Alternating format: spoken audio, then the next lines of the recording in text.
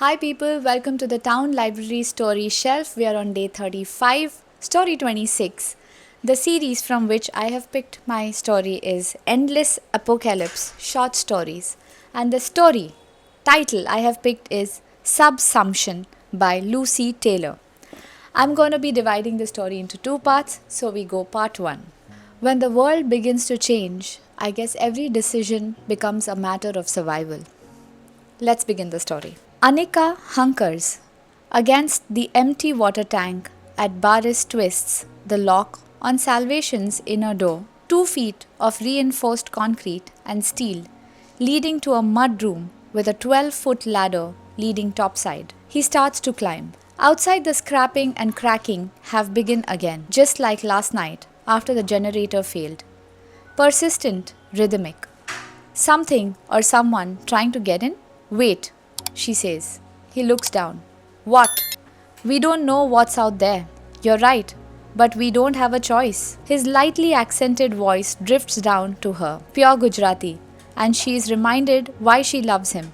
His steady, calming voice and fierce black eyes, his stoic acceptance of the unimaginable. They'd met at the lab where Anika's father works, she tells herself, in Los Alamos, New Mexico. It was Baris who'd helped them design Salvation, the name her father gave to the 42 feet of galvanized corrugated pipe buried 15 feet down in the mountains near Raton Pass, north of Cama, New Mexico. The end has to come at some point, her father said, while he was laying out the plans for Salvation. The only question is what form it comes in. Lucky us, Anika thinks. Now we've got the chance to find out. Outside, the sounds are sharper, more invasive. Anika looks up at Baris on the ladder. If it's something horrible, something that we can't survive, remember what you promised. He pats the 9mm Luger on his hip. You first, I'll be right after. She feels absurdly comforted. He engages the automatic lift mechanism. The camouflaged blast hatch powers open to a cacophony of snapping, creaking, bones breaking on a torture rack, Anika thinks. As Baris exits, Anika begins to climb. A moment later, his laughter shocks her. A tree fell across the hatch. Just branches. That's all it was. She exhales. Topside. Strands of hazy light filter through dusky, dog-turd clouds, but around them spread the pinyon juniper woodlands, unchanged as far as she can tell. She takes a shallow breath, frowns. The air has an acrid, raw taste now, a pungent, smoky scent, richly fertilized soil, underlain with the tang of decay. Baris sniffs cautiously, his right eye twitching as it does when he's confused. Smells strange, he says. Maybe the fires around Denver. Yeah, chemicals. He mutters something in Gujarati. A prayer, Anika thinks, and wishes they'd had time to stock the gas masks. Once it started, there wasn't much time for anything. The first wave of bollards struck the northern hemisphere the day after Memorial Day in the States, late May of 2021. Fireballs at 14 brightness, twice as bright as full moon, rained like missiles over huge sections of the planet. Even as debate still ragged whether they were rocky or metallic asteroids or something intelligent, an alien attack, no one agreed. Locked inside Salvation, while the ham radio still worked, they got news of inconceivable destruction. Central Asia, Alaska, everything from Minnesota down to Mexico and east was sheathed in walls of fire hundreds of feet high. Anika had steeled herself to emerge into a charred moonscape, the old earth reduced to ash and bones. What she sees now is so contrary to her expectations that her reeling brain struggles to accept it. Darkly verdant hillsides, thick with ponderosa pines, junipers, and aspen whose silver bark glows like polished pewter. How is this possible? She gasps. Who knows? We got lucky. Let's find your dad.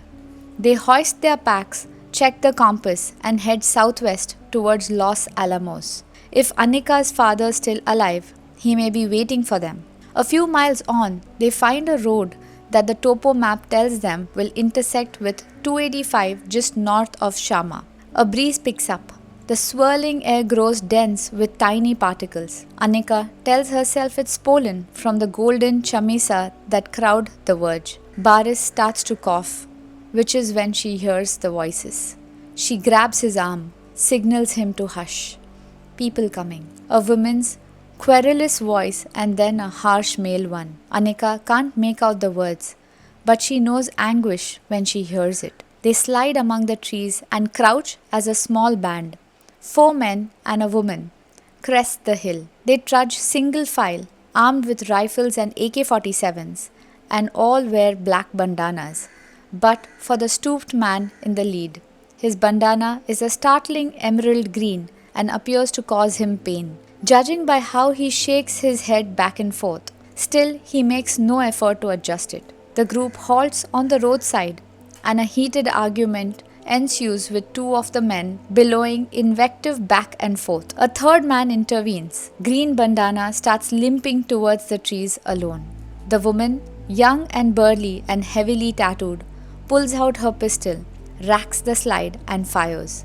Green bandana's head explodes into scarlet and smoke. One of the men douses the body with accelerant and throws a match.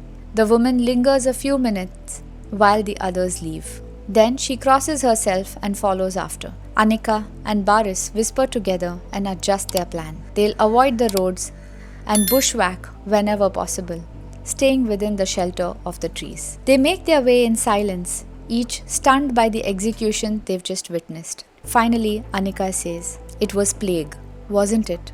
"We don't know that. My father said first impact might not be the worst of this. He said the bodies could bring contaminants that would disperse when they hit. That makes it sound like there was intelligence behind this, like something or someone planned it. There wasn't, Nika. Shit flies through space all the time. Earth just happened to get in the way. But they burnt the body. Maybe he didn't deserve a decent burial. Maybe he was an enemy, somebody from the wrong tribe. So already we are dividing into tribes? The possibility makes her throat constrict. What's that? The first step on the way to Stone Age?" He laughs and kisses her neck. She rips cloth from her shirt tail to improvise bandanas. They should have stocked gas masks, she thinks. They should have stocked other things too, like guava jelly and macadamia, nuts and caviar and brie. So many things she longs for now and wishes she could taste again. Something flashes in her peripheral vision. She is just fast enough to glimpse a covey of quail, lighting fast as they dart for hiding. She permits herself a tiny gust of pleasure. She's always like quail, glad to see that some survived.